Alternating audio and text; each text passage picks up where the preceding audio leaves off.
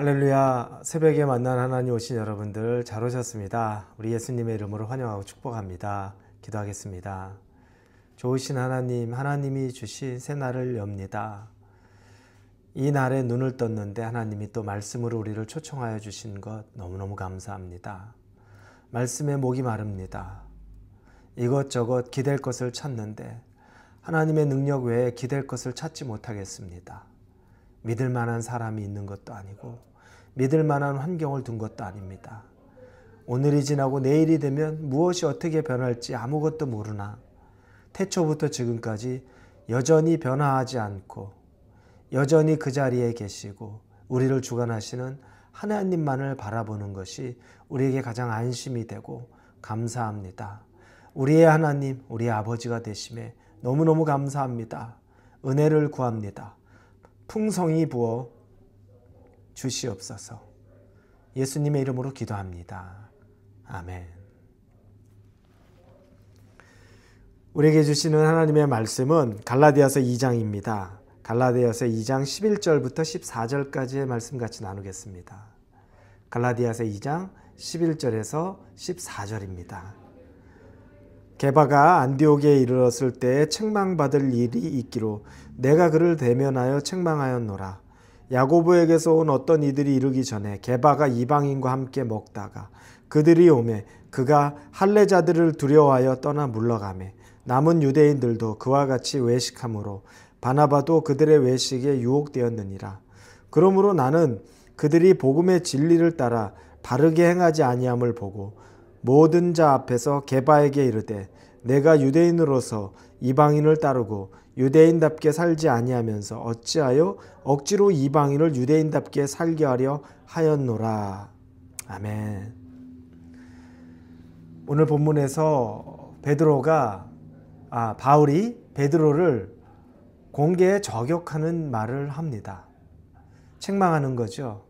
이 일이 일어난 장소는 안디옥입니다. 안디옥은 바울과 바나바가 전도여행 중에 개척했던 그 교회가 있던 것이고 그 자세한 내용은 사도행전 11장에 보면 나와 있습니다. 그 유명한 안디옥. 그래서 그 향후에도 바울과 바나바, 나중에 이제 바울과 바나바가 헤어진 이후에 바울은 여전히 안디옥을 중심 기지로 두고 전도여행을 수차례 떠납니다. 중요한 곳입니다. 의미 있는 곳인데 그곳에 베드로가 찾아옵니다. 베드로는 안디옥은 이제 유대인들의 땅은 아니죠. 이방 땅이 되는 겁니다. 그 땅 가운데 베드로가 찾아와서 그곳에 있는 성도들과 같이 식사합니다. 그곳의 성도들은 자연히 보면 대부분이 이방인 성도였을 확률이 큽니다. 유대인도 있었겠지만 이방인들도 많이 있었을 겁니다. 왜냐하면 바울이 그곳을 전진기지로 삼아서 복음을 전하고 그곳에 교회를 개척했기 때문에 이방인 성도가 있었다는 건 우리가 충분히 짐작할 만한 내용이고 아주 자연스럽게 베드로도 그곳에서 바울과 바나바와 이방인 성도들과 베드로가 식사교제를 하고 있었습니다. 그런데 그때 예수님의 남동생이었던 야고보입니다.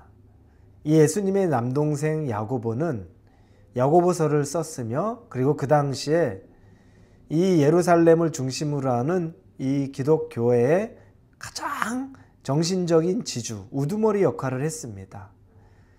그래서 예수님의 남동생인 야고보가 보낸 사람들이 이 안디옥에 도착을 했습니다. 그럼 그 사람들이 이제 그곳에서 무슨 일이 일어났나를 봤을 거 아닙니까? 근데 그 사람들이 도착하니까 갑자기 베드로가 그 자리를 피해버립니다. 식사하고 있었던 그 자리를 나와서 어디론가 사라져버리죠. 도망간 겁니다. 왜 이런 일이 있었을까? 야고보가 보낸 사람들이 볼 때 베드로가 이방인들하고 같이 식사를 하고 있는 모습은 이건 좋지 않게 생각될 수 있겠다라고 염려한 겁니다. 왜냐하면 유대인들이 가진 율법에는 이방인들하고는 같이 식사하면 안 됩니다.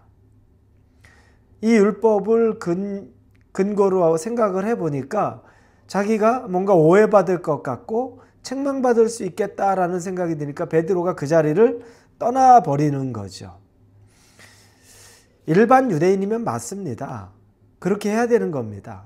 이방인하고 같이 식사하면 안 됩니다. 일반 유대교를 믿는 유대인이라면 그게 맞는 거고 그게 바로 똑바로 행실하는 건데, 그런데 기독교인, 크리스찬, 유대인, 베드로면 그래서는 안 됩니다. 왜냐하면 이제 복음은 율법을 통해서 구원을 얻는 것이 아니라 예수 그리스도를 믿음을 통해서, 그래서 이 할례나 음식이나 이방인들과 접촉하는 이런 율법을 넘어선 예수 그리스도의 율법의 완성을 그들이 주장하고 믿게 하는데, 그들이 거기에 그냥 스스로 베드로가 이러면 책망받을 것 같아서 그런 마음 때문에 도망가 버린 거, 이걸 바울이 아주 신랄하게 비판합니다. 네가 그러고도 복음 전하는 사람이니? 예수의 복음을 온전히 전할 수 있겠니? 너 스스로가 그렇게 이중적인 면을 보이는데 어떻게 예수의 복음을 전하겠어? 그러면서 그 옆에서 같이 피했던, 영향을 받았던 바나바까지도 책망했던 내용이 나오는 겁니다. 바울이 굉장히 화났죠. 베드로에게 화나고 바나바에게 화난 겁니다. 그들 위선하고 있다는 겁니다. 외식하고 있다는 겁니다. 왜 지금까지 멀쩡히 같이 식사하다가 야고보가 보낸 사람들 도착하니까 피하고 도망가니? 이거 외식 아니야? 너 하나님 앞에 자연스럽게 할 수 있는 거야 그게? 만약에 하나님 앞에 네가 떳떳했다면 처음부터 밥 안 먹겠다고 얘기해야 되는 게 그게 맞는 거 아니야? 근데 그 자리에는 멀쩡하게 있는 것 같더니 나중에 그 자리에서 야고보 보낸 사람들 오니까 도망가? 너 그럴 수 없다. 넌 위선자야. 이 얘기를 하는 겁니다. 여러분, 우리에게도 말하는 것이 있습니다.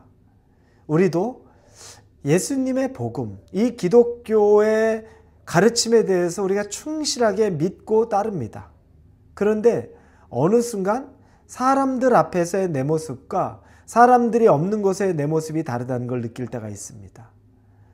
사람들 앞에서는 신실한 것처럼, 신령한 것처럼, 괜찮은 것처럼 포장하는데 사람이 없을 때에는 나 혼자 있는 그곳에서는 전혀 다른 사람이 돼서 살아갑니다. 위선입니다. 외식입니다. 이런 일들이 참 많습니다. 가정에서는 폭군처럼 행동하고 정말 입에 담기 어려운 말을 가정의 식구들에게, 자녀에게, 자기 배우자들에게 그렇게 하면서 교회 와서는 중직자인 것처럼 자기가 중직자라고 해서 아주 근엄한 미소를 짓고 말을 천천히 해가며 이런 모습들 얼마나 많습니까? 그걸 본 배우자나 자녀들은 치를 떨죠. 이중적, 위선적 신앙인이라고 여기지 않습니다. 더 중요한 건 하나님이 보고 계시다는 거죠. 여러분, 우리에게 이런 모습이 있을 수 있습니다. 나도 모르게 사람이 두려워서 그런 일이 있을 수 있습니다. 우리가 두려워할 것은 보이는 사람이 아니라 하나님 두려워해야 되는 겁니다. 우리가 위선자가 된다는 건 하나님 앞에 비겁한 사람이 된다는 뜻입니다. 세상의 사람 앞에 위선자처럼 행동하는 이유는 하나님 앞에 비겁한 겁니다. 우리 이런 비겁한 신앙생활 하면 안 됩니다. 하나님 앞에 정직하게, 하나님 앞에 건강하게, 하나님 바라보면서 하나님만 의식하면서 살아갈 수 있는 하나님의 자녀 되기를, 제자가 되기를 예수님 이름으로 축원합니다. 기도합니다. 하나님, 위선과 외식이 아니라 보는 사람이 없을 때 그곳에서 하나님과의 1대1로 친밀한 만남과 하나님 눈에 들어갈 수 있는 그 한 사람 되기를 원합니다. 인도해 주시옵소서. 예수님의 이름으로 기도합니다. 아멘.